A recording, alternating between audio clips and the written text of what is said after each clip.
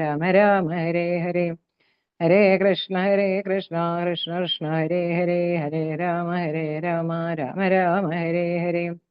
ഹരേ കൃഷ്ണ കൃഷ്ണ കൃഷ്ണ ഹരേ ഹരേ. ഹരേ രാമ രാമ രാമ ഹരേ ഹരേ.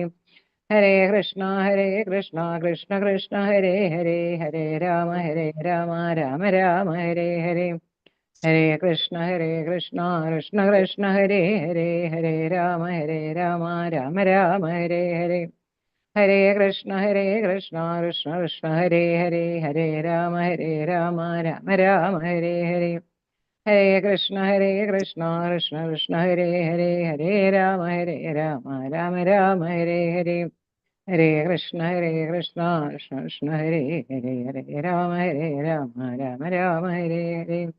ഹരേ കൃഷ്ണ മാതാജി. हरे कृष्ण माताजी, प्रणाम പ്രണാമം മാതാജി.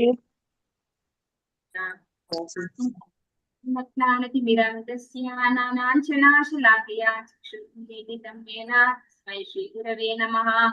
श्रीचैतन्यमनोभीष्टं स्थापितं येन भूतले स्वयं रूपकथामह्यं ददाति स्वभृतामृतं। वन्देऽहं श्रीगुरो श्रीतपदकमलं श्रीगुरुं वैष्णवांश्च श्रीरूपं साग्रजातं सहगणरघुनाथान्वितं तं सजीवं साद्वैतं सावधूतं परिजनसहितं कृष्णचैतन्यदेवं श्रीराधा कृष्णपादान् सहगणललिता श्रीविशाखान्वितांश्च। नमः ओं विष्णुपादाय कृष्णपृष्ठाय भूतले श्रीमते जयप्रकाश स्वामिनिधि नामिने नमाचार्यपादाय निताय दुर्गाप्रदायिने गौरकथादामदाय नगरग्रामतारिणे। नमो विष्णुपादाय कृष्णपृष्ठाय भूतले श्रीमते भक्तिवेदान्त स्वामिनिधि नामिने नमस्ते सारस्वती देवे गौरवाणी प्रचारिणे निर्विशेषशून्यवादी पाश्चात्यदेशतारिणे। पञ्चाकल्पतरुकस्य कृपा सिन्धुभ्येव च पतितानां पावनेभ्यो वैष्णवेभ्यो नमो नमः। हे कृष्णा करुणा सिन्धो दीनबन्धो जगत्पते गोपेश गोपिका कान्त राधा कान्त नमोस्तुते। तप्त काञ्चन गौराङ्गी राधे वृन्दावनेश्वरी विष्णुमानसुते देवी प्रणमामि हरिप्रिये। जय श्री कृष्ण चैतन्य प्रभु नित्यानंद श्री अद्वैत गदाधर श्रीवासादि गौर भक्तवृंद। हरे कृष्णा कृष्ण कृष्ण हरे हरे। हरे राम राम हरे हरे। हरे कृष्ण श्रीराधा गोविंद इस्कॉन मैग्निफिकेट शॉर्ट भागवतम ക്ലാസ്സിലേക്ക് എല്ലാ ഭക്തന്മാർക്കും സ്വാഗതം. ഹരേ കൃഷ്ണ. കൃഷ്ണ പ്രണാമം. പ്രണാമം എല്ലാവർക്കും. ഓം നമോ ഭഗവതേ വാസുദേവായ. ഓം നമോ ഭഗവതേ വാസുദേവായ. ഓം നമോ ഭഗവതേ വാസുദേവായ. നിഗമകൽപതരോഗളിതം ഫലം ശുകമുഖാദമൃതദ്രവ സംയുതം പിബത ഭാഗവതം രസമാലയം മുഹുരഹോ രസികാ ഭുവി ഭാവുകാഃ. നാരായണം നമസ്കൃത്യ നരം ചൈവ നരോത്തമം ദേവീം സരസ്വതീം വ്യാസം തതോ ജയമുദിരയേത്. നഷ്ടപ്രായേഷു അഭദ്രേഷു നിത്യം ഭാഗവത സേവയാ ഭഗവതി ഉത്തമ ശ്ലോകേ ഭക്തിർഭവതി നൈഷ്ഠികീം. കൃഷ്ണായ വാസുദേവായ ദേവകീ നന്ദനായ ച നന്ദഗോപകുമാരായ ഗോവിന്ദായ നമോ നമഃ. ഹരേ കൃഷ്ണ. മതേകബന്ധോ മത്സംഗിൻ മധുരോ മന്മഹാദനാ മന്നിഷ്ടാരക മദ്ഭാഗ്യ മതാനന്ദാനമോസ്തേ ഗ്രന്ഥാശ്രീമദ്ഭാഗവതം കി ജയ ശ്രീ കി ജയ. ശ്രീമദ് ഭാഗവതം സ്കന്ധം 1 അധ്യായം 8 കുന്തി മഹാറാണിയുടെ പ്രാർത്ഥന. മാതാജി പ്രണാമം. പ്രണാമം. മാതാജി പ്രണാമം.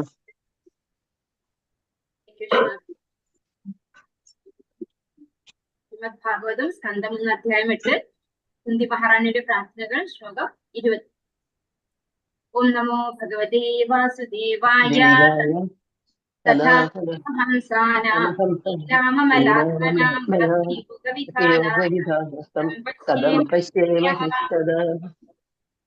എല്ലാവർക്കും ചൊല്ലാം. ഓം നമോ ഭഗവതേ വാസുദേവായ. ഓം നമോ ഭഗവതേ വാസുദേവായ. തഥാ പരമഹംസാനാം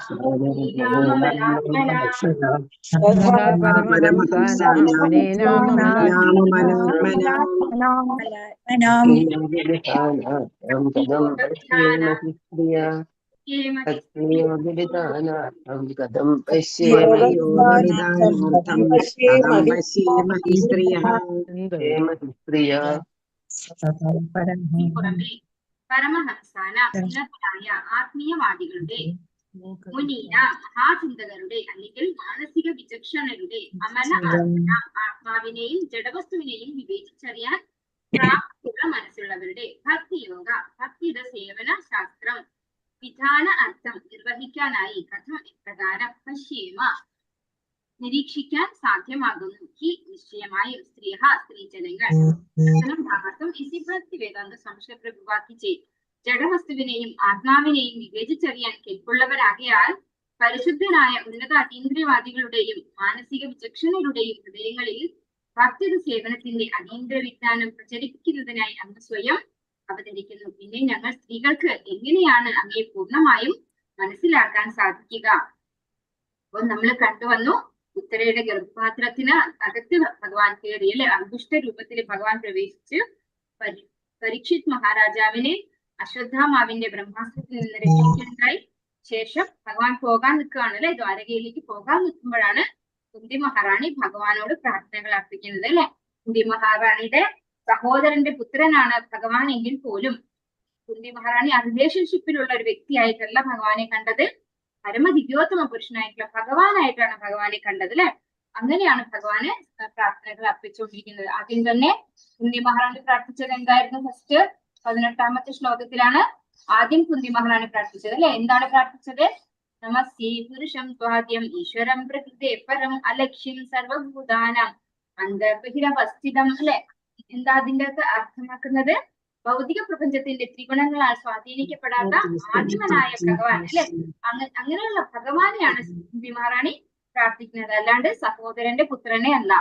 സർവ്വതിന്റെയും അകത്തും പുറത്തും ഭഗവാനാണുള്ളത്. പക്ഷെ എന്താണ്? എല്ലാവർക്കും അദൃശ്യനുമാണ് ഭഗവാൻ എന്ന് ആദ്യം തന്നെ കുന്തി മഹാറാണി ഭഗവാനെ സ്തുതിച്ചു. പിന്നീട് എന്താ പറഞ്ഞത്? 19ാമത്തെ ശ്ലോകം നമ്മൾ കഴിഞ്ഞ ക്ലാസ്സിൽ എടുത്തു. മായാ ജപനികാച്ഛന്നം നാഥോക്ഷമഭ്യം നലക്ഷ്യസേ മൂഢദൃശ നടു നാട്യധരോ യഥ. പരിമിതമായ ഇന്ദ്രിയങ്ങളുടെ പരിധിക്ക് അതീതനാകയാൽ, അതായത് നമ്മുടെയൊക്കെ ഇന്ദ്രിയങ്ങൾക്ക് അതീതനാണ് ഭഗവാൻ.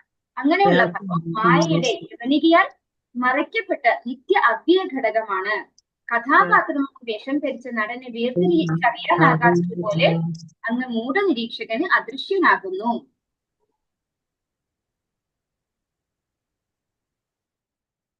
അപ്പോ ഈ ഒരു പ്രാർത്ഥനയിൽ അത് കഴിഞ്ഞ ദിവസം എടുത്തിട്ടുള്ളതാണ്, അതുകൊണ്ട് ജസ്റ്റ് ഒന്ന് ഇൻട്രൊഡ്യൂസ് ചെയ്ത് പോവുകയാണ്. നമ്മുടെ ഇന്ദ്രിയങ്ങൾക്കും അതീതനാണ് ഭഗവാൻ. മായയാൽ ഭഗവാനെ മറക്കപ്പെട്ടിരിക്കുന്നു. ഭഗവാൻ ഏതുപോലെയാണെന്ന് പറയുന്നു? ഒരു നടൻ അല്ലെ. ഒരു നടനെ നമുക്ക് തിരിച്ചറിയാനാവാത്തത് പോലെയാണ് ഭഗവാൻ. മൂഢന്മാർക്ക് ഒരിക്കലും തിരിച്ചറിയാൻ സാധിക്കില്ല. ഒരു സാധാരണ മനുഷ്യരെ പോലെ ഭഗവാൻ തോന്നിപ്പിക്കുന്നു. ആർക്ക്? മായയാൽ മൂടപ്പെട്ടിരിക്കുന്ന അല്ലെ, അതിന് കീഴ്പ്പെട്ട് നിൽക്കുന്ന ആളുകൾക്ക് ഭഗവാനെ ഒരു സാധാരണ വ്യക്തിയായിട്ട് തോന്നിപ്പിക്കുന്നു. അത്തരത്തിലുള്ള ഒരു നടനെ പോലെയാണ് ഭഗവാൻ എന്ന് പറയുന്നു. ഇവിടെ നമ്മുടെ ശ്ലോകത്തില് ജഡവസ്തുവിനെയും ആത്മാവിനെയും വിവേചിച്ചറിയാൻ കേൾപ്പുള്ളവരാകിയാൽ, അപ്പോ എന്താണ് ശരീരം, എന്താണ് ആത്മാവ്? ഈ വിവേചന ശേഷിയുള്ള ആളുകളിൽ പരിശുദ്ധരായ ഉന്നത അതീന്ദ്രിയവാദികളുടെയും മാനസിക വിചക്ഷണരുടെയും ഹൃദയങ്ങളിൽ, അപ്പൊ അത്തരത്തിലുള്ള ആളുകളുടെ ഹൃദയങ്ങളിൽ, പരിശുദ്ധ ഭക്തന്മാരുടെ ഹൃദയങ്ങളിൽ ഭക്തിത സേവനത്തിന്റെ അതീന്ദ്ര വിജ്ഞാനം പ്രചരിപ്പിക്കുന്നതിനായി അങ്ങ് സ്വയം അവതരിക്കുന്നു. അപ്പോ ഭക്തന്മാർക്ക് ഭഗവാന്റെ ഭക്തിത സേവനം അത് എങ്ങനെ നിർവഹിക്കണം എന്ന് പറഞ്ഞു കൊടുക്കാനായിട്ട് ഭഗവാൻ സ്വയം അവതരിക്കുന്നു. പിന്നെ ഞങ്ങൾ സ്ത്രീകൾക്ക് എങ്ങനെയാണ് അവയെ പൂർണ്ണമായും മനസ്സിലാക്കാൻ സാധിക്കുക? അപ്പോ ഉന്നതരായിട്ടുള്ള ആളുകളാണ് ഇവിടെ പറഞ്ഞിരിക്കുന്നത് അല്ലെ. അതീന്ദ്രിയവാദികള്, മാനസിക വിചക്ഷണര്, അതുപോലെ ഭക്തിത സേവനം, അങ്ങനെയുള്ള ഉന്നതരായിട്ടുള്ള ആളുകളില് ശരീരം എന്ത്, ആത്മാവ് എന്ത് എന്ന് വിവേചിച്ചറിയാൻ കഴിവുള്ള മുനിമാര്, മുനി എന്നാണ് ഇവിടെ ഉപയോഗിച്ചിരിക്കുന്ന വാക്ക് അല്ലെ. തഥാ പരമഹംസാന മുനീന, ഇങ്ങനെയുള്ള ആളുകൾക്ക് ഭഗവാന്റെ ഭക്തി സേവനം എങ്ങനെ നിർവഹിക്കണം എന്ന് പറഞ്ഞു കൊടുക്കാനായിട്ട് ഭഗവാൻ ഇവിടെ അവതരിക്കുന്നു. അപ്പോ നമ്മളെ പോലെയുള്ള സാധാരണ സ്ത്രീകൾ അല്ലെ, നിങ്ങൾ സ്ത്രീജനങ്ങൾക്ക് എങ്ങനെയാണ് അങ്ങയെ പൂർണ്ണമായും മനസ്സിലാക്കാൻ സാധിക്കുക? അപ്പൊ ബുദ്ധി കുറഞ്ഞ ഒരു വർഗമായിട്ടാണ് സ്ത്രീകൾ പൊതുവെ പരിഗണിക്കപ്പെടുന്നത്. അവരെന്താണ്? ഗൃഹകാര്യങ്ങൾ നോക്കി എപ്പോഴും ഗൃഹസ്ഥ ജീവിതം മാത്രം വിധിക്കപ്പെട്ടിട്ടുള്ളതാണ് സ്ത്രീകൾ അല്ലെ. പുരുഷന്മാർക്ക് സന്യാസ ജീവിതമൊക്കെ പറ്റും, പക്ഷെ സ്ത്രീകൾക്ക് എങ്ങനെയാണ്? ഡിപ്പെൻഡന്റ് ആണ് ഓൾവേസ് അല്ലെ. അതുകൊണ്ടാണ് സ്ത്രീകളെ ബുദ്ധി കുറഞ്ഞവരും അവര് പിന്നെ അത്തരത്തിലുള്ള കാര്യങ്ങൾ മാത്രം ഒരു വീട്ടിൽ ഒതുങ്ങിക്കൂടി ജീവിക്കുന്നവരാണ് സ്ത്രീകൾ എന്ന് പറയുന്നത്. അപ്പൊ അങ്ങനെയുള്ള ഞങ്ങൾ സ്ത്രീകൾക്ക് എങ്ങനെയാണ് ഭഗവാനെ പൂർണ്ണമായിട്ട് മനസ്സിലാക്കാൻ സാധിക്കുക എന്നാണ് പരിശുദ്ധ ഭക്തയായിട്ടുള്ള കുന്തി മഹാറാണി ചോദിക്കുന്നത് അല്ലെ. നമുക്കറിയാം കുന്തി മഹാറാണി സ്ത്രീയാണ്, പക്ഷെ ഭഗവാന്റെ ശുദ്ധ ഭക്തയാണ്.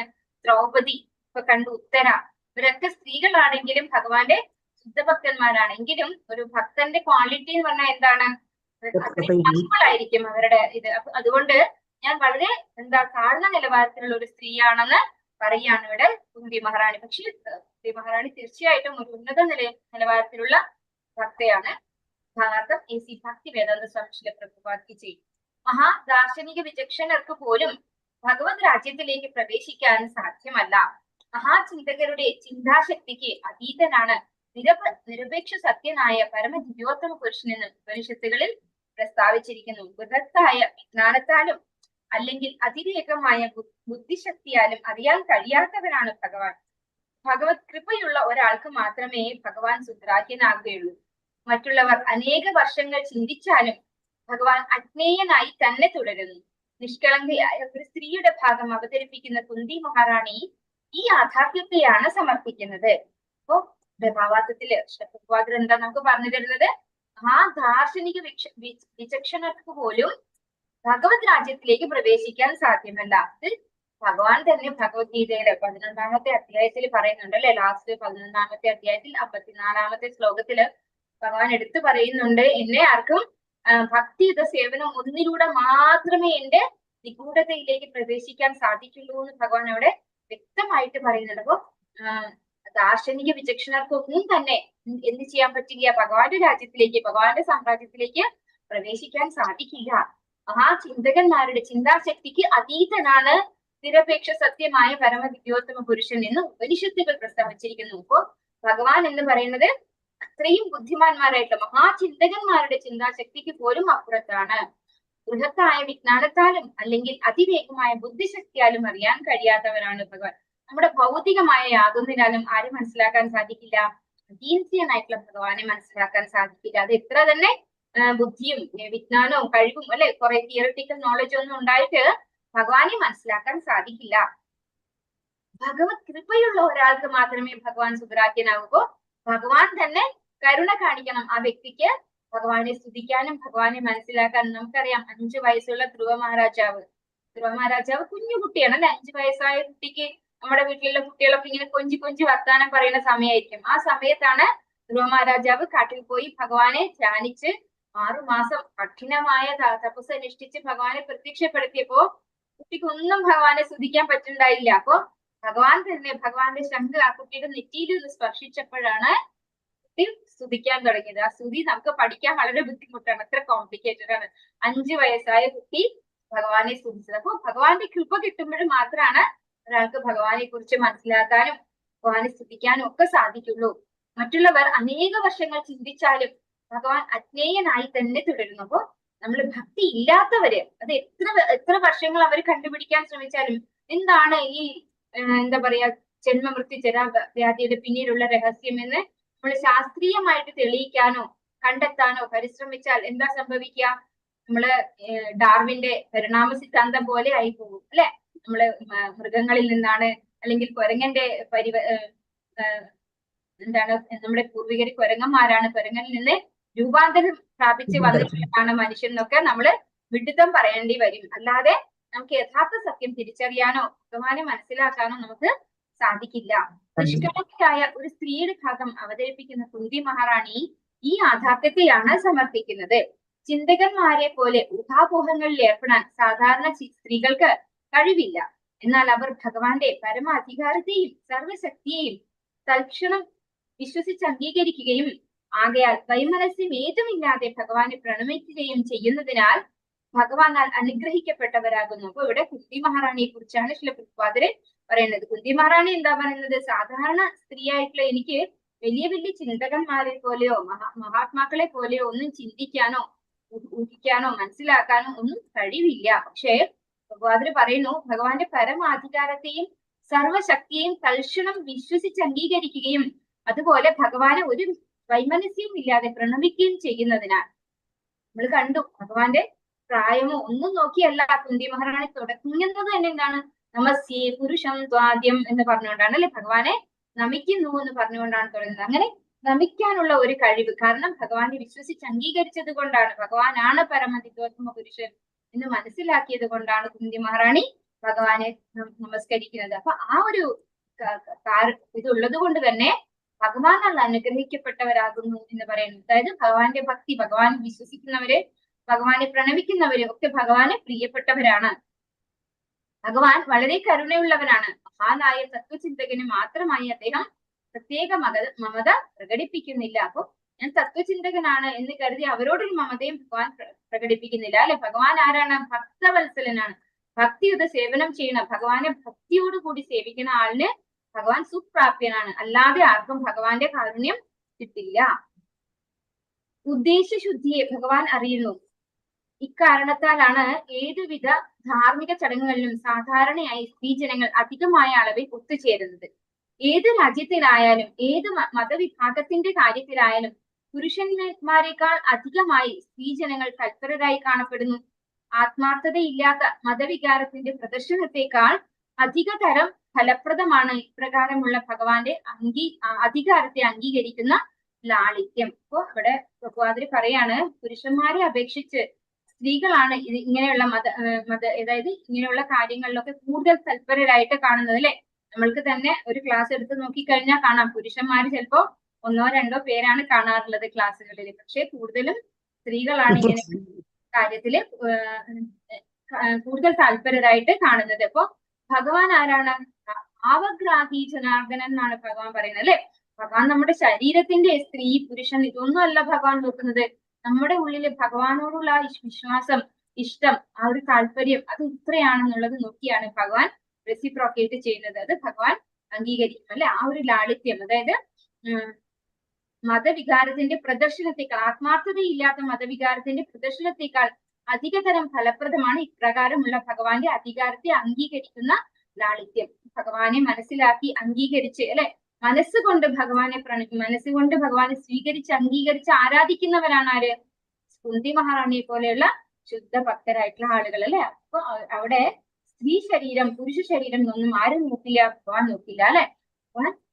ഭാവഗ്രാഹി ജനാർദ്ദനാണ്. നമ്മുടെ മനസ്സിൽ ഭഗവാനോട് എത്രത്തോളം ഇഷ്ടമുണ്ടോ അത്രത്തോളം ഭഗവാൻ നമ്മളെ അനുഗ്രഹിക്കും, നമുക്ക് ഭഗവാനെ കുറിച്ചുള്ള ജ്ഞാനവും പകർന്നു തരും.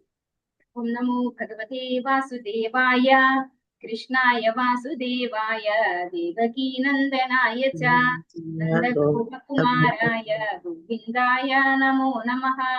എല്ലാവർക്കും ചൊല്ലാം. ഓം നമോ ഭഗവതേ വാസുദേവായ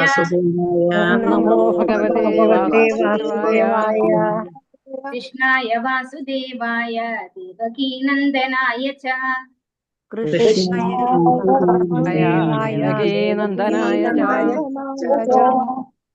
നന്ദഗോപകുമാരായ ഗോവിന്ദായ നമോ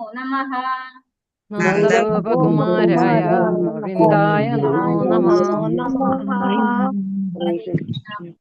കൃഷ്ണായ പരമകൃഷ്ണായ ഭഗവാൻ, വാസുദേവായ വസുദേവരുടെ പുത്രന്, ദേവകി നന്ദനായ ദേവകിയുടെ പുത്രന്, ച നന്ദഗോപ നന്ദനും ഗോപന്മാരും, കുമാരായ അവരുടെ പുത്രന്, ഗോവിന്ദായ ഗോക്കളുടെയും ഇന്ദ്രിയങ്ങളെയും ഉജ്ജീവിപ്പിക്കുന്ന പരമദിവ്യോത്തമ പുരുഷന് നമോ ആദരപൂർവമായ വന്ദനം. നമഃ പ്രണാമങ്ങൾ. ഇത് നമ്മുടെ നിത്യം ചൊല്ലുന്ന ഒരു പ്രാർത്ഥനാ ശ്ലോകമാണ് അല്ലെ. ആകയാൽ വസുദേവ സുതനും ദേവകിയുടെ ആനന്ദ മഹാരാജാവിന്റെയും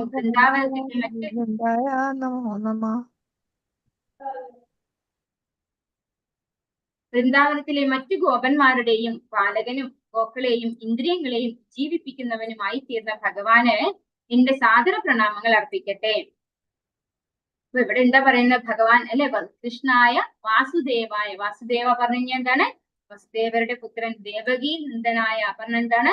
ദേവകി മാതാവിന്റെ പുത്രനായിട്ടുള്ള നന്ദഗോപകുമാരായ നന്ദഗോപരുടെ പുത്രനായിട്ടുള്ള ഗോവിന്ദായ നമോ നമഃ. അങ്ങനെയുള്ള ഗോവിന്ദൻ അല്ലെ, ഗോവിന്ദനെയും പറയുന്ന ഇവിടെ ഇന്ദ്രിയങ്ങളെയും അതുപോലെ ഗോക്കളെയും ഉജ്ജീവിപ്പിക്കുന്നവനാണ് ഗോവിന്ദ എന്ന് പറഞ്ഞാൽ. അങ്ങനെയുള്ള ഭഗവാനെ നമിക്കുന്നു എന്നാണ് ഇവിടെ പറയുന്നത് അല്ലെ. ഇവിടെ പറയുന്നു ആകയാൽ വസുദേവ സുതനും ദേവകിയുടെ ആനന്ദനിധിയും നന്ദ മഹാരാജാവിന്റെയും വൃന്ദാവനത്തിലെ മറ്റു ഗോപന്മാരുടെയും ബാലകനും ഗോക്കളെയും ഇന്ദ്രിയങ്ങളെയും ഉജ്ജീവിപ്പിക്കുന്നവനുമായി തീർന്ന ഭഗവാന് എന്റെ സാദര പ്രണാമങ്ങൾ അർപ്പിക്കട്ടെ. അപ്പോ കുന്തി മഹാറാണി വീണ്ടും ഭഗവാനെ പ്രണമിക്കുകയാണ്, എല്ലാ തരത്തിലും സ്തുതിച്ചുകൊണ്ട്. ഇതുകൊണ്ടാണ് നമ്മളോട് പറയുന്നത് നമുക്ക് ഭഗവാനെ ഇതുപോലെ സ്തുതിക്കാനാവില്ല അല്ലെ. നമ്മൾ എങ്ങനെയാണ് എന്തെങ്കിലും ഒരു കാര്യസാധ്യത്തിന് വേണ്ടി ഭഗവാനെ എനിക്ക് അത് തരണേ, എനിക്ക് ഇങ്ങനെ ചെയ്തു തരണേ, അല്ലെ, എനിക്ക് പറ്റുന്നില്ല, എനിക്ക് ഇങ്ങനെ ചെയ്തു തരണേ, ഇങ്ങനെ ഡയറക്റ്റ് റിക്വസ്റ്റ് ആണ് നമ്മൾ കൊടുക്കുക. പക്ഷെ കുന്തി മഹാറാണി അതുപോലെയുള്ള ശുദ്ധഭക്തന്മാരുടെ പ്രാർത്ഥനയാണ് നമ്മൾ എന്നും ഭഗവാനോട് സ്തുതിക്കേണ്ടതെന്ന് പറയും. കാരണം അവരാണ് ഭഗവാനെ യഥാർത്ഥ രീതിയിൽ മനസ്സിലാക്കി സ്തുതിക്കുന്നത്. നമ്മൾ എപ്പോഴും എന്താണ് ഭൗതിക തലത്തിലാണ്, നമ്മുടെ ശരീരബോധത്തിലാണ് നമ്മളുള്ളത്. അതുകൊണ്ട് നമ്മുടെ പ്രാർത്ഥനകൾ എന്താവില്ല, പരിപൂർണമാവില്ല. പക്ഷെ ശുദ്ധഭക്തന്മാരുടെ പ്രാർത്ഥന ഇതുപോലെയാണ് ഉണ്ടാവുക. ഭാവാർത്ഥം ഏസി ഭക്തി വേദാന്ത സ്വാമി ശ്രീ പ്രഭുപാദ്. ഏതുവിധ ഭൗതിക നേട്ടങ്ങളാലും പ്രാപ്യനായ ഭഗവാൻ അമേയമായ അഹൈതുക കാരുണ്യത്താൽ കടൽപ്പറ്റ ഭക്തരോടുള്ള തന്റെ സവിശേഷ കൃപ പ്രദർശിപ്പിക്കാനും ആസുരീയരായ വ്യക്തികളുടെ ഉദ്ഗമത്തെ ക്ഷയിപ്പിക്കുവാനും ഭൂലോകത്തിൽ സ്വയം അവതരിക്കുന്നു. ശ്രീകൃഷ്ണ അവതാരത്തിൽ ഭഗവാൻ കൂടുതൽ അഭിഗമ്യനാകയാൽ മറ്റെല്ലാ അവതാരങ്ങൾക്കും ഉപരിയായി ശ്രീകൃഷ്ണ ഭഗവാന്റെ അവതാരത്തെ കുന്തി ദേവി സുവിശേഷമായി ആരാധിക്കുന്നു. ഇപ്പോ ഭഗവാന്റെ ശ്രീകൃഷ്ണ അവതാരത്തെയാണ് ഇവിടെ കുന്തി മഹാറാണി സ്തുതിക്കുന്നത് അല്ലെ. ശ്രീകൃഷ്ണനാണ് ആർക്ക് അവതരിച്ചത്? വസുദേവർക്കും ദേവകി മാതാവിനും അതുപോലെ നന്ദഗോപരുടെയും യശോദയുടെയും കൂടെ ഗോപന്മാരുടെ കൂടെ ഒക്കെ ഉണ്ടായിരുന്നത്, ഗോക്കളെയൊക്കെ മേയിച്ചുകൊണ്ട് നടന്നത് ശ്രീകൃഷ്ണ അവതാരത്തിൽ മാത്രമാണ് അല്ലെ. അപ്പൊ അതുകൊണ്ട് തന്നെ ശ്രീകൃഷ്ണ അവതാരത്തെയാണ് കുന്തി മഹാറാണി സവിശേഷമായി ആരാധിക്കുന്നതെന്ന് ഇവിടെ പറയുന്നു. ഏതുവിധ ഭൗതിക നേട്ടങ്ങളാലും അപ്രാപ്യനായ ഭഗവാൻ അമേയമായ അഹൈതുക കാരുണ്യത്താൽ, ഭഗവാന്റെ കാരുണ്യം ഒന്നുകൊണ്ട് മാത്രമാണ് കലർപ്പറ്റ ഭക്തരോടുള്ള ഒരു കളങ്കമില്ലാത്ത തന്റെ ഭക്തരോട് സവിശേഷമായ കൃപ പ്രദർശിപ്പിക്കുന്നു. അതുപോലെ അസുരീയരായിട്ടുള്ള വ്യക്തികളുടെ ഉദ്ഗമത്തെ ക്ഷയിപ്പിക്കുവാനും ഇത് ഗീതയിലും ഭഗവാൻ പറഞ്ഞിട്ടുണ്ട് അല്ലെ. എന്താണ്? പരിത്രാണായ സാധൂന വിനാശായ ച ദുഷ്കൃത. അപ്പൊ ഭക്തന്മാരോട് പ്രത്യേക മമത കാണിക്കുന്നു ഭഗവാൻ തന്റെ അഹൈതുകമായ കാരുണ്യത്താൽ. അതുപോലെ ഭക്തന്മാരെ ഉപദ്രവിക്കുന്ന ദുഷ്കൃതികളെ ഭഗവാൻ നിഗ്രഹിക്കുകയും ചെയ്യുന്നു. അതിനു വേണ്ടിയിട്ടാണ് ഭഗവാൻ ഭൂമിയിൽ അവതരിക്കുന്നത്. ശ്രീകൃഷ്ണ അവതാരത്തിൽ കൂടുതൽ അഭിഗമ്യനായതിനാൽ മറ്റെല്ലാ അവതാരങ്ങൾക്കും ഉപരിയായി ശ്രീകൃഷ്ണ അവതാരത്തെ കുന്തി മഹാറാണി വിശേഷമായി ആരാധിക്കുന്നു. അപ്പോ വളരെ വിശേഷപ്പെട്ട അവതാരം ഭഗവാൻ എന്താണ്? കൃഷ്ണസ്തു ഭഗവാൻ സ്വയം എന്നാണ് പറയുന്നത് അല്ലെ. അപ്പൊ ഭഗവാൻ ശ്രീകൃഷ്ണനാണ് പരിപൂർണനായിട്ടുള്ള ഭഗവാൻ. ശരിക്കും ആ ഭഗവാൻ ഗോലോക വൃന്ദാവനത്തിലുള്ള അതേ ശ്രീകൃഷ്ണ ഭഗവാനാണ് ഇവിടെ ശ്രീകൃഷ്ണ ലീലയിൽ നമ്മൾ കാണുന്ന ഭഗവാൻ. ഒരു വ്യത്യാസവും ഇല്ല. അതുകൊണ്ടാണ് ശ്രീമദ് ഭാഗവതം കൃഷ്ണസ്തു ഭഗവാൻ സ്വയം എന്ന് പറയുന്നത്. രാമാവതാരത്തിൽ ഭഗവാൻ ശൈശവം മുതൽ തന്നെ രാജപുത്രനായി വാണരുളി. എന്നാൽ ശ്രീകൃഷ്ണ അവതാരത്തിൽ രാജപുത്രനാണെങ്കിൽ തന്നെയും ഭഗവാൻ ആവിർഭവിച്ച ഉടൻ തന്നെ തന്റെ യഥാർത്ഥ മാതാപിതാക്കളുടെ ദേവരാജാവും രാജ്ഞി ദേവകിയും ആശ്രയം ഉപേക്ഷിച്ച് ഭഗവാന്റെ ബാലലീലകളാൽ പവിത്രമായി അനുഗ്രഹീതമായ വ്രജഭൂമിയിലേക്ക് ഒരു സാധാരണ ഗോപബാലകന്റെ ഭാഗം അവതരിപ്പിക്കാനായി യശോദാ മാതാവിന്റെ മടിത്തട്ടിലേക്ക് ആഗതനായി. അപ്പോ കൃഷ്ണാവതാരത്തിലും ഭഗവാൻ രാജപുത്രനായിരുന്നു അല്ലെ. വസുദേവരും ദേവകിയും ആരായിരുന്നു? രാജ്ഞിയും രാജാക്കന്മാരായിരുന്നു അല്ലെ. രാജാവും രാജകുടുംബത്തിൽ പിറന്ന അംഗങ്ങളായിരുന്നു ആര്? വസുദേവരും ദേവകിയും ഒക്കെ. പക്ഷേ ഭഗവാൻ എന്താ ചെയ്തത്? അവതരിച്ച ഉടനെ തന്നെ നന്ദമഹാരാജാവിന്റെ അടുത്തും യശോദാമ്മയുടെ അടുത്തേക്കും ഷിഫ്റ്റ് ചെയ്യാനാണ് പറഞ്ഞത് അല്ലെ. അപ്പൊ അവിടെ പോയി ഒരു സാധാരണ ഗോപബാലകനായിട്ട്, ഒരു പശുക്കിടാക്കളെയൊക്കെ മേയ്ക്കുന്ന ഒരു സാധാരണ ഗോപബാലനായിട്ട് തന്റെ ലീലകൾ ആടാനായിട്ട് അവിടെ അങ്ങോട്ടേക്ക് പോവണ്ടായി അല്ലെ. ഒരു സാധാരണ കുട്ടിയായിട്ടാണ് ഭഗവാൻ ഷിഫ്റ്റ് ചെയ്യാണ് ചെയ്തത്. ഇങ്ങോട്ടാണ് ഷിഫ്റ്റ് ചെയ്തത്? വ്രജഭൂമിയിലേക്ക്. ഈ വ്രജഭൂമിയുടെ പ്രത്യേകത എന്താണ്? ഭഗവാന്റെ ഗോലോക വൃന്ദാവനത്തിൽ തന്നെ 84 കോശം ഇതാണ് ഭൂമിയാണ് ഭഗവാൻ ഇങ്ങോട്ടേക്ക് ഈ വ്രജഭൂമിയായിട്ട് വന്നതാണ്. അതായത് തന്റെ ആധ്യാത്മിക ധാമത്തിൽ നിന്ന്, ഗോലോക വൃന്ദാവനത്തിൽ നിന്ന് എടുത്തുകൊണ്ടുവന്നതാണ് ഭഗവാൻ ഇവിടെ വ്രജഭൂമിയായിട്ട് വൃന്ദാവനം. അതിനായിട്ട് ഭഗവാൻ എങ്ങോട്ട് പോയി? യശോദാമ്മയുടെയും നന്ദഗോപരുടെ അടുത്തേക്ക് അല്ലെ, യശോദാ മാതാവിന്റെ മടിത്തട്ടിലേക്ക് ആഗതനായി എന്നാണ് ഇവിടെ പറയുന്നത്. ആകയാൽ ശ്രീകൃഷ്ണ ഭഗവാൻ ശ്രീരാമനേക്കാൾ കാരുണ്യമുള്ളവനാകുന്നു. അദ്ദേഹം സംശയമന്യേ ഇന്ത്യയുടെ ഭ്രാതാവായ വസുദേവരോടും കുടുംബത്തോടും അനുകമ്പയുള്ളവനാകുന്നു. വസുദേവരുടെയും ദേവകിയുടെയും പുത്രനല്ലായിരുന്നെങ്കിൽ കുന്തി ദേവിക്ക് ശ്രീകൃഷ്ണ ഭഗവാനെ ഭാഗിനേയനായി അവകാശപ്പെടാനോ മാതൃവാത്സല്യത്തോടെ സംബോധന ചെയ്യുവാനോ സാധ്യമാകുമായിരുന്നില്ല അല്ലെ. അദ്ദേഹം വസുദേവരോടും ദേവകി മഹാറാണിയോടും കാരുണ്യം ഉള്ളത് കൊണ്ടാണ് ആ ഒരു കുടുംബത്തിൽ വന്ന് അവതരിച്ചത് അല്ലെ. ഭഗവാൻ അമ്മയോടും അച്ഛനോടും ഉള്ള ആ ഒരു അനുകമ്പ ഉള്ളത് കൊണ്ടാണ്. അപ്പൊ ആ ഒരു കുടുംബത്തിൽ അവതരിച്ചത് കൊണ്ടാണ് ഇവിടെ കുന്തി മഹാറാണിക്ക് ഭാഗിനേയനായിട്ട് തന്റെ സഹോദരന്റെ പുത്രനായിട്ട് വാത്സല്യത്തോടു കൂടി ഭഗവാനെ ആരാധിക്കാനും ഭഗവാനെ സ്നേഹിക്കാനും ഒക്കെ സാധിക്കുന്നത് മാതൃവാത്സല്യത്തോടെയാണ് സംബോധന ചെയ്യുന്നതെന്നാണ് ഇവിടെ പറയുന്നത്. അതുപോലെ സ്നേഹിക്കാൻ സാധിച്ചത് ഭാഗിനേയനായിട്ട് ഭഗവാനെ കിട്ടിയത് കൊണ്ടാണ്. എന്നാൽ മറ്റെല്ലാ ലീലകളെക്കാളും ആകർഷകമായ ശ്രീകൃഷ്ണ ഭഗവാന്റെ ബാലലീലകൾ ആസ്വദിക്കാൻ സാധ്യമാകിയാൽ നന്ദഗോപരും യശോദയും അധികം ഭാഗ്യമുള്ളവരാകുന്നു. ഇപ്പോ ഭഗവാൻ അവതരിച്ചത് ദേവകി മഹാറാണിയുടെയും വസുദേവരുടെയും കുടുംബത്തിലാണെങ്കിലും യശോദാമ്മയും നന്ദഗോപരും കൂടുതൽ ഭാഗ്യവാന്മാരാണെന്ന് പറയുന്നു. കാരണം എന്തുകൊണ്ടാണ്? ഭഗവാന്റെ ബാലലീലകൾ മുഴുവൻ അവരുടെ മുറ്റത്താണ് അല്ലെ, അവരുടെ കൂടെയാണ് ഉണ്ടായിരുന്നത് ഭഗവാൻ ബാലലീലകൾ ആടിയത് മുഴുവനും. അതുകൊണ്ട് അവര് അധികം ഭാഗ്യവാന്മാരാണ് എന്ന് പറയുന്നു. ബ്രഹ്മസംഹിതയിൽ ചിന്താമണി ധാമം എന്ന് വിശദീകരിച്ചിരിക്കുന്ന യഥാർത്ഥ കൃഷ്ണലോകത്തിലെ ഭഗവാന്റെ ശാശ്വത ലീലകളുടെ ശരിപ്പകർപ്പായ വ്രജഭൂമിയിൽ പ്രദർശിപ്പിക്കപ്പെട്ട ഭഗവത് ബാലലീലകൾക്ക് സമാന്തരമായി യാതൊന്നുമില്ല. ഓ ബ്രഹ്മസംഹിതയിൽ പറയുന്നു ചിന്താമണി പ്രകടസത്മ സുകൽപ വൃക്ഷ അല്ലെ. അങ്ങനെയുള്ള ആ ചിന്താമണി ധാമം എന്ന് പറഞ്ഞ, ചിന്താമണി ധാമം എന്ന് പറഞ്ഞാൽ എന്താണ്? നമ്മൾ ചിന്തിക്കുന്നത് അതെന്തോ അത് കിട്ടും, അത് ലഭ്യമാക്കുന്ന ഒരു സ്ഥലം, അതാണ് ചിന്താമണി ധാമം എന്ന് പറയുന്നത്. അങ്ങനെ അതേ എന്താണ് ചിന്താമണി ധാമം എന്ന് വിശദീകരിച്ചിരിക്കുന്ന യഥാർത്ഥ കൃഷ്ണലോകത്തിലെ ഭഗവാന്റെ ശാശ്വത ലീലകളുടെ ശരിപ്പകർപ്പായ വ്രജഭൂമിയിൽ പ്രദർശിപ്പിക്കപ്പെട്ട ഭഗവത് ബാലലീലകൾക്ക് സമാന്തരമായി യാതൊന്നുമില്ല. അതായത് ചിന്താമണി ധാമമായിട്ടുള്ള ഗോലോക വൃന്ദാവനത്തിലെ ലീലകൾ തന്നെയാണ്. ശരിപ്പകർപ്പ് എന്ന് പറഞ്ഞാൽ എന്താണ്? സെയിം ആണ് അല്ലെ, ഒരു വ്യത്യാസവുമില്ല. അതേ ലീലകളാണ് ഭഗവാൻ ഇവിടെയുള്ള വ്രജഭൂമിയിൽ വൃന്ദാവനത്തിൽ വന്നിട്ട് ലീലകൾ ആടിയത് എന്നാണ് ഇവിടെ പറയുന്നത്. അതിന് സമാന്തരമായിട്ട്, അതിന് തുല്യമായിട്ട് മറ്റൊന്നുമില്ല എന്നാണ് പറയുന്നത്. വ്രജഭൂമിയിൽ ശ്രീകൃഷ്ണ ഭഗവാൻ സ്വയം അദ്ദേഹത്തിന്റെ എല്ലാ അതീന്ദ്രിയ പാർഷദരോടും പരിച്ഛദങ്ങളോടും കൂടി അവതരിച്ചു. അപ്പൊ ഭഗവാൻ വരുമ്പോ എങ്ങനെയാണ്?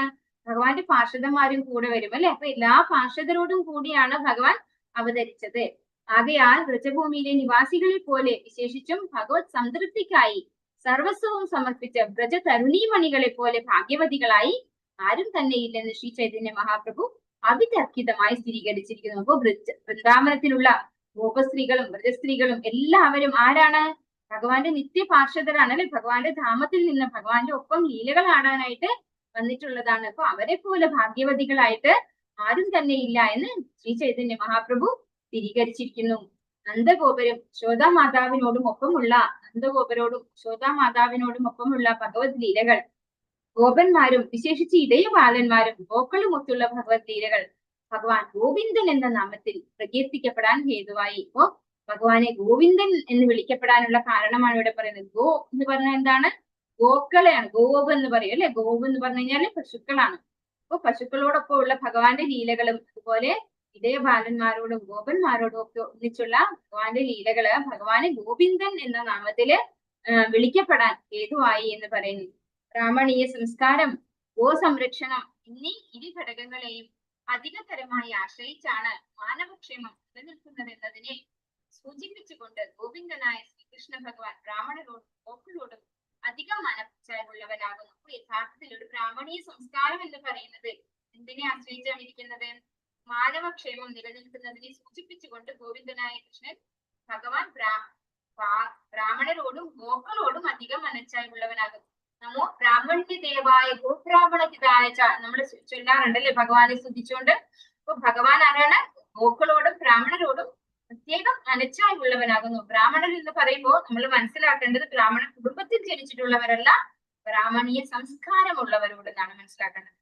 ഇവയില്ലാത്തിടത്ത് ശ്രീകൃഷ്ണ ഭഗവാൻ ഒരിക്കലും സംതൃപ്തനാകുകയില്ല. അപ്പൊ ബ്രാഹ്മണീയ സംസ്കാരമുള്ള, ജന്മം കൊണ്ടല്ല കർമ്മം കൊണ്ട് ബ്രാഹ്മണരായിട്ടുള്ളവരാണ് ഭഗവാൻ ഉദ്ദേശിക്കുന്നത്. അപ്പൊ ബ്രാഹ്മണരോടും ഗോക്കളോടും അധികം മനഃച്ചായമുള്ളയാളാണ് ആര്? ഭഗവാൻ. ഇല്ലാത്തിടത്ത് ശ്രീകൃഷ്ണ ഭഗവാൻ ഒരിക്കലും സംതൃപ്തനാകുകയില്ല. അതുകൊണ്ടാണ് ഭഗവാൻ ദേവകി മാതാവിന്റെയും വസുദേവരുടെയും അടുത്തുനിന്ന് വൃന്ദാവനത്തിലേക്ക് വന്നത് അല്ലെ. അവിടെയാണ് ബ്രാഹ്മണരും പശുക്കളും ഒക്കെ ധാരാളം ഉള്ളത്. ഹരേ കൃഷ്ണ. അടുത്ത ശ്ലോകം നമുക്ക് അടുത്ത ദിവസം നോക്കാം. വാഞ്ചാകൽപതരുഭ്യസ്യ കൃപാസിന്ധുഭ്യേവ ച പതിതാനാം പാവനേഭ്യോ വൈഷ്ണവേഭ്യോ നമോ നമഃ. अनंत कोटि वैष्णव वृंद की जय, श्री प्रभुपाद की जय, गुरु महाराज की जय, निताय गौर प्रेमानंदे। हरि हरि बोल। हरे कृष्णा हरे कृष्णा हरे कृष्ण माताजी, हरे कृष्ण माताजी, हरे हरे कृष्ण माताजी, हरे कृष्ण।